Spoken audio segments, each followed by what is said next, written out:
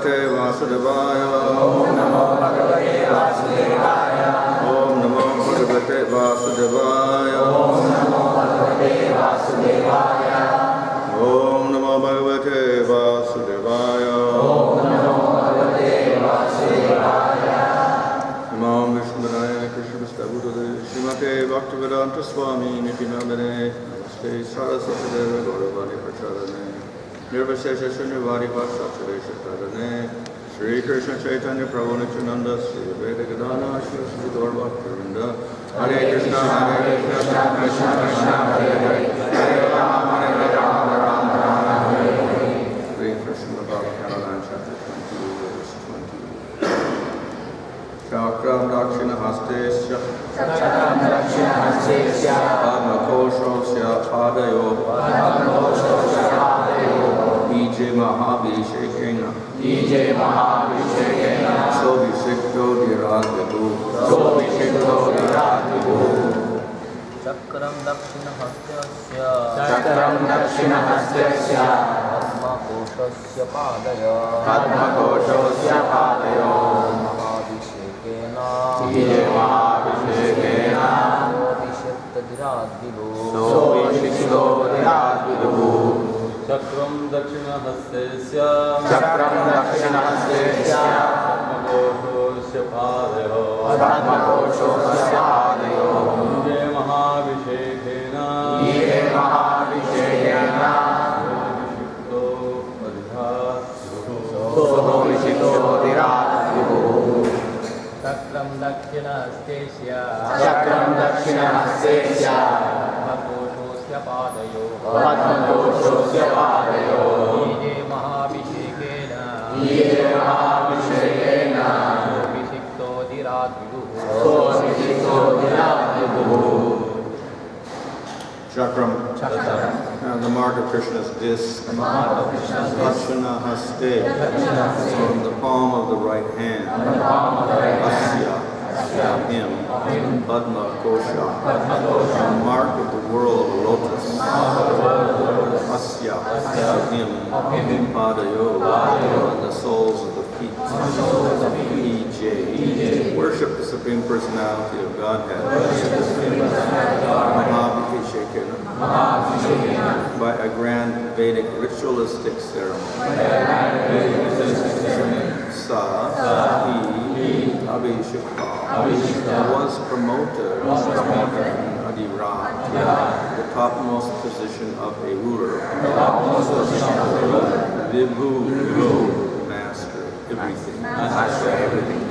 Translation: Maharaj Bharata, the son of Dushmanta, had the mark of Lord Krishna's disc on the palm of his right hand, and he had the mark of a lotus whirl on the soles of his feet.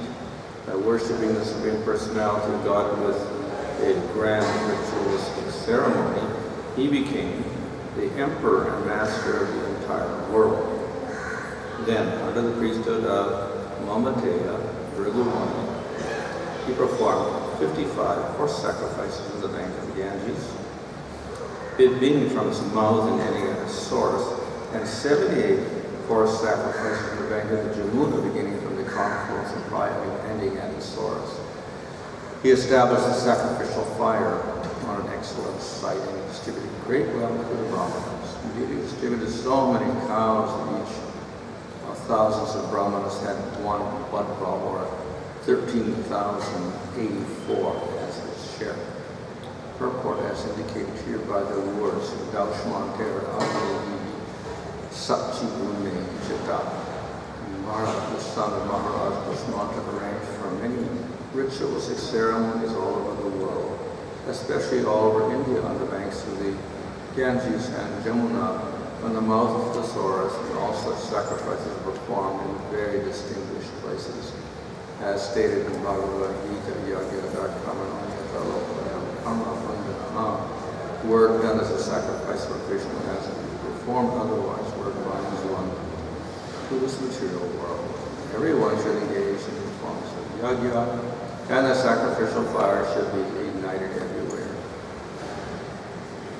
The entire purpose being to make people happy, prosperous, and progressive in spiritual life. Of course, these things were possible before the beginning of Kali Yuga because there were qualified Brahmanas who performed such yagyas. For the present, however, the Brahma Bhagavatam Purana enjoins in this age of Kali 5 acts are forbidden: offering a horse in sacrifice, offering a cow in sacrifice, accepting the order of sannyas, offering oblations of the flesh to the forefathers, and begetting children of the wife of one's brother. In this age, such yagas as the Asameda Yaga and Gomeda Yaga are impossible to perform because there are neither sufficient riches nor qualified brahmanas. This verse says, Mama Teyam Purodana. Maharaj Bharat engaged the son of Mamata, Bhrigu Muni, to take charge of performing this yajna. Now, however, such brahmanas are impossible to find. Therefore, the Shastras recommend yajna, sankirtana, prayaya, yajna, sudhya. Those who are intelligent should perform the sankirtan yajna inaugurated by Lord Sri Chaitanya Mahaprabhu. Krishna Varnam, Krishna Krishnam, Sangopangastra, Parshadam, Yagyai Sankirtana Prayaya Jagati Sumedasaha. In this age of Kali, people endowed with sufficient intelligence will worship the Lord, who is accompanied by his associates by performance of Sankirtan Yagya. Yagya must be performed, for otherwise people will be entangled in sinful activities and will suffer immensely. Therefore, the Krishna conscious movement has taken charge of introducing the chanting of Hare Krishna all over the world. This Hare Krishna movement is also yajna, but without the difficulties involved in securing paraphernalia and qualified brahmanas. This congregational chanting can be performed anywhere, everywhere. The people somehow or other assemble together and are induced to chant Hare Krishna, Krishna Krishna, Hare Hare, Hare Rama, Rama Rama, Hare Hare. All the purposes of yajna will be fulfilled. The first purpose is that there will be sufficient rain, for without rain there cannot be any produce. All our necessities can be produced through the rainfall, and the earth is the original source of all necessities. In conclusion, therefore, in this age of Kali, people all over the world should refrain from the four principles of sinful life, illicit sex, meat eating, intoxication, gambling, and in a pure state of existence should perform the simple yoga chanting the Hare Krishna Maha Mantra. Then the earth will certainly produce all the necessities of life, and people will be happy economically, politically, socially, religiously, and culturally. Everything will be in proper order. So this is a description of the kingdom of Bharat, who was the son of Dushmanta. So there's a short description here in this verse of his lakshana, or his qualities, his appearance. And he had the marks of the chakra on his left hand and the marks of the lotus on his feet. So these marks indicate a great person. Now we see in the scriptures, there's descriptions of Krishna's hands and Krishna's feet and the auspicious markings there. And in the other scriptures also we see the marks on Krishna's feet or Chaitanya Mahaprabhu's feet. So there are specific marks which are very auspicious. So he had all these marks, and of course because he was the son of Maharaj Dushmanta, then he became the king, and he ruled over the whole of the kingdom. So it's described he was installed properly as the king. And then it describes how he enforced sacrifices in different places on the Ganga and the Jamuna River, and distributed cows to the Brahmanas. So we'll see that this, the performance of horse sacrifices and distribution of wealth to Brahman is one of the activities that is very typical of these kings coming in the dynasty of Manu. So he followed that particular procedure. However, as Prabhupada has pointed out here in the purport, in Kali Yuga, such sacrifices are not very practical. And in fact, the scriptures also say that in Kali Yuga, these type of sacrifices of horses and cows is actually forbidden. So therefore, that is why we don't see these sacrifices in Kali Yuga. Now, he also gives the reasons for that. One, of course, is it requires immense wealth just to do one horse sacrifice. So Indra was famous for doing 100 horse sacrifices. And anyone who would come up with that standard would be his competitor. So anyone who tried to go over that, he tried to discourage. So therefore, that means that it was required great wealth and great endeavor to carry out even one horse sacrifice, to do 78 horse sacrifices on the Jamuna and 55 on the Ganga, but he had immense wealth. But not only wealth, each of these sacrifices is a very complicated affair, and it requires qualified brahmanas who know the procedures for carrying out these sacrifices with all the rules and regulations and the mantras. Of course, at his time there were plenty of qualified brahmanas, whereas in Kali Yuga, very few people are qualified. Maybe they can do a marriage ceremony or something like that, but to do a complicated sacrifice like a horse sacrifice, etc., nobody in Kali Yuga, at the present time, no Brahmana probably knows all those mantras and the procedures. No one's done one in recent times.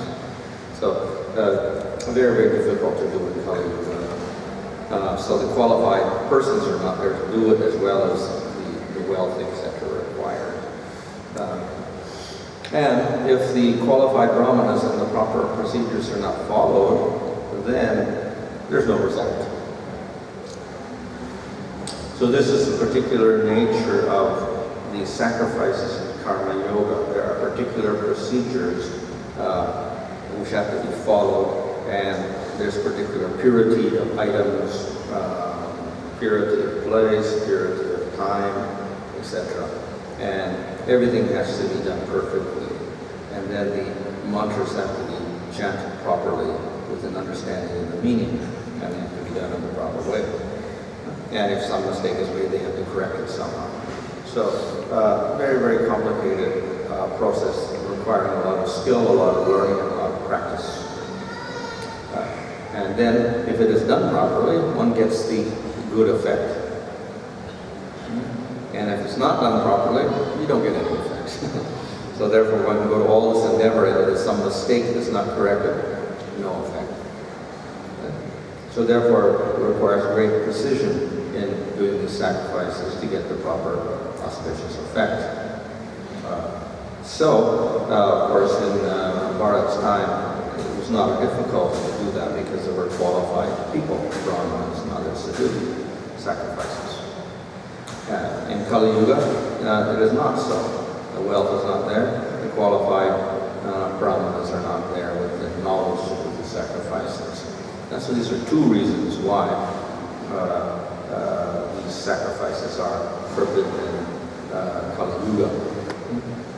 Of course, the other reason is that since no one is qualified, if they do the sacrifice, then they unnecessarily kill the animals, and there's no result from the killing of the animal at all, because they don't get any result from the sacrifice. So Chaitanya Mahaprabhu has explained in Chaitanya Charitamrita that the qualified brahmanas perform the sacrifice, and though it looks like there is the death of the animals, actually they are reborn again with a better body. So they have a good effect. The effect of the sacrifice of the cow or the horse is beneficial for it. But if it's not done properly, you won't get that effect. So therefore, that the result of that violence is nothing. We don't get any good effect at all. So, therefore, the sacrifices of this sort are forbidden. That does not mean that all sacrifices are forbidden. So we still have other sacrifices which are less complicated, which can be done. So therefore we have things like the samskars that have sacrifices. Marriage ceremony has a sacrifice, Upanayana has a sacrifice. So these sacrifices are not forbidden as part of karma yoga. But these more complicated ones, like the horse sacrifices and cow sacrifice, they are forbidden. Nevertheless, even the process of yajna itself is not emphasized in Kali Yuga. We know that in Treta Yuga, yajna was the main process. But in Kali Yuga, the main process is Nam Sankirtan. So in the Bhagavatam, this is also called yajna. They worship the Lord through the Sankirtan yajna. The intelligent people do. So this takes the place of the complicated sacrifices, and whatever effects one is supposed to get, good effects one is supposed to get from the horse sacrifice, cow sacrifice, etc., is accomplished by this easy method of Nam Sankirtan. So the benefit of Nam Sankirtan is it doesn't require wealth. Whether you have money or no money, you can chant the name of the Lord. And you don't have to pay a fee to chant. There's no secret mantra involved. So it's free. So no wealth at all is required for this. It does not require some qualified brahmanas to be involved in the process at all. Any individual can chant the name if he's a human being. And it has some effect, provided we don't commit aparadhas. So therefore, in terms of wealth and qualification, there's no problem. It is very, very free. Unlike the sacrifices. The Nam Sankirtan also has no animals involved, no violence involved at all. There's no sacrifice of a cow or a horse or anything. So we don't have to worry about if it is improperly performed, then we don't get the result. And even if the name is improperly chanted, even then it gives some effect. So we have namabhas. Namabhas is imperfect chanting, either accidental or done with purification. Still it gives effect. So nothing is lost in the Nam Sankirtan yajna, and everything is gained. So these, of course, are some of the reasons, but the real reason for chanting the name of the Lord is that the name is directly the Lord. And by chanting the name, this is the simplest, most direct method of approaching the Lord and worshiping Him. And by that, we can attain the Lord.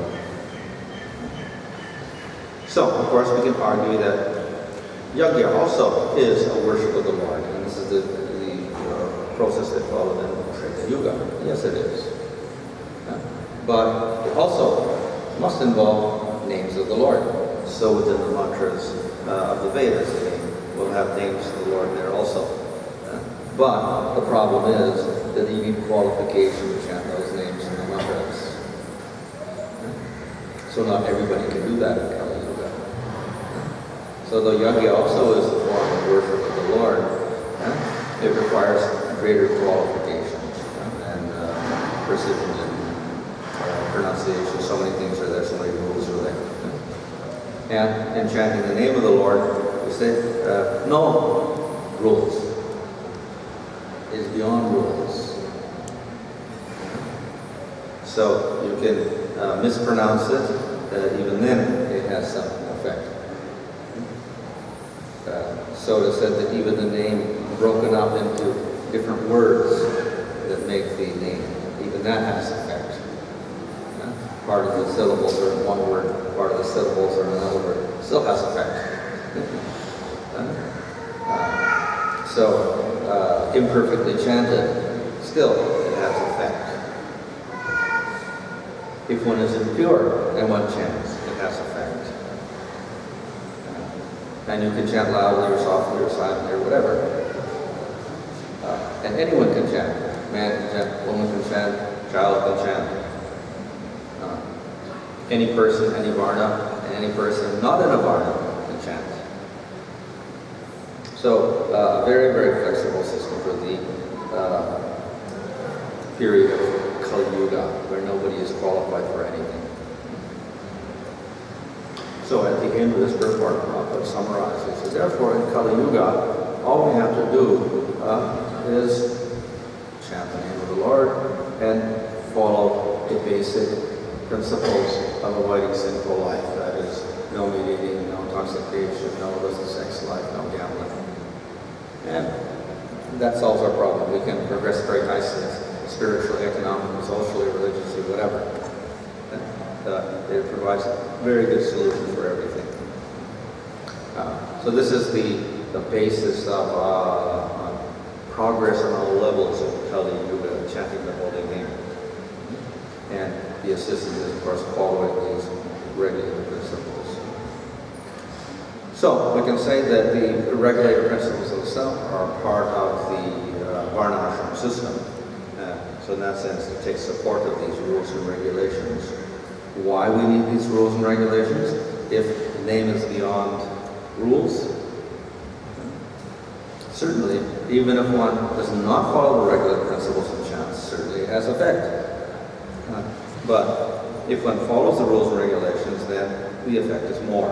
So there's certainly effect in all cases. But if we want to get higher effects, then we have to more perfect effects, stronger effects, then we have to avoid the sinful activities. However, even if we avoid the sinful activities and we chant, that also is not, in itself, may not give the final result. So we have to chant purely. Sudhanam, not Namabhas. So even if one follows the regular principles, we chant Namabhas, still we don't get the highest effect. So therefore we have to come to the level of pure chanting. What this means is that we have to get proper knowledge by which we know what is pure and what is impure in terms of chanting. So though we can chant in any condition and with mixed desires and no desires or all desires or whatever, if we want to get to prema, then we have to chant pure. That gives the highest effect of all. So though the holy name is so flexible that everybody can chant, everybody can get effect, if we want to get the highest effect, prema, then we have to come to the level of pure chanting. So, as I said, this requires proper knowledge, philosophical knowledge, distinguishing the Lord from David does. Knowledge of purity versus desires for material enjoyment or liberation, etc. So, knowledge of the nature of the object of our chanting, Krishna. Who is he? What is his form? What are his qualities? What are his activities? We need some information on that. So, along with the chanting, we do have hearing the scriptures. So we need the scriptures also. And how do we hear the scriptures? Through the devotees. So we have chanting the holy name, we have hearing the scriptures, we have associating with the devotees. So these are all very, very powerful processes. Then, of course, we have other processes like worshiping the deity.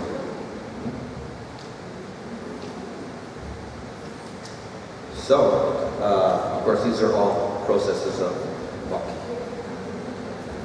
So, therefore, the primary emphasis is upon chanting the name of the Lord. The next emphasis is other processes of bhakti so that we can chant purely. And then we have these other things, following regulator principles, and supporting ourselves with other rules that we can take from Varnashram and may assist us as well. And in this way we can advance and attain the highest goal of all. So this is the simplest possible process, and therefore it's recommended for everyone, and it is called the Yuga Dharma.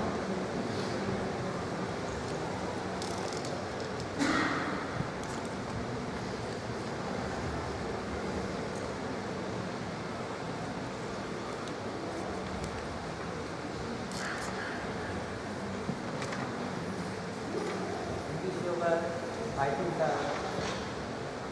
is not following the age of Kali-yuga. Sannyas is mentioned here. What is the difference between that sannyas and the sannyas? Yeah. So, yeah, sannyas is forbidden in Kali Yuga, which would mean that, of course, in Kali Yuga, in one sense, as I said previously, the whole of the Varnashram system is not much intact. So the Varnas are not intact, and consequently, ashramas cannot be intact. So what this also means is that the Brahmana Varna is not intact, and only Brahmanas are qualified for sannyas. So therefore, because the Brahmana Varna is not intact, therefore the sannyas ashrama also cannot be followed properly. So that's one implication there. Nevertheless, we see that in all the sampradayas, even in Shankara sampradaya, there is sannyas, in spite of that, as if it's a contradiction to the principles of scripture. So Bhaktisiddhanta Saraswati Thakur said that sannyas in this context means sannyas in which one attempts to give up all activities. That's the literal meaning of sannyas, is to give up, to renounce, to reject. So in sannyas ashram, of course, one begins to reject family life, the rules of family life, etc., restricts the senses, restricts activities, etc., controls the mind, all these type of activities. So, in the process of bhakti, the principle is not ultimately an emphasis on restriction, though we have things like regulative principles, but engagement of the senses. So we do not stop the senses at all. Rather, we engage the senses in the process of bhakti. So therefore, that type of sannyas, which simply restricts the senses, that we don't follow. And instead, we engage the senses in the process of bhakti. So even in sannyas, therefore, as a devotee, we engage the senses in worshiping the Supreme Lord in many ways. In the previous age, the chances given to the horses and cows by for a better body through the 5 sacrifices. What is the act in this age? Is there a chance to get better body for the lower animals?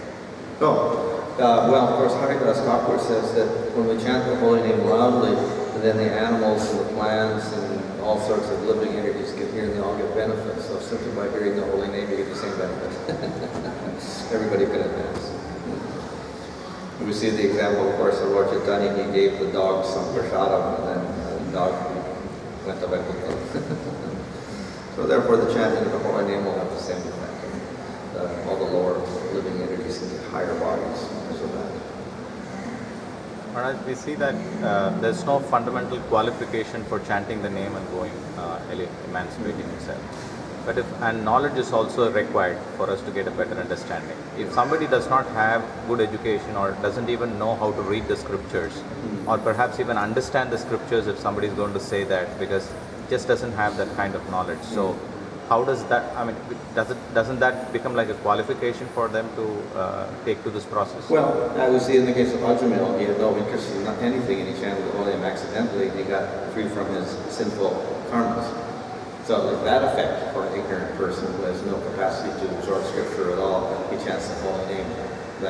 But if he is so ignorant that he can't understand the difference between a Supreme Lord and a living entity or whatever, then it's quite, he's at a very low level of intelligence, almost like an animal or a small child or something like that. So then the effect also is that he can't advance so far, but at least he can get free from karmas. That much he can do.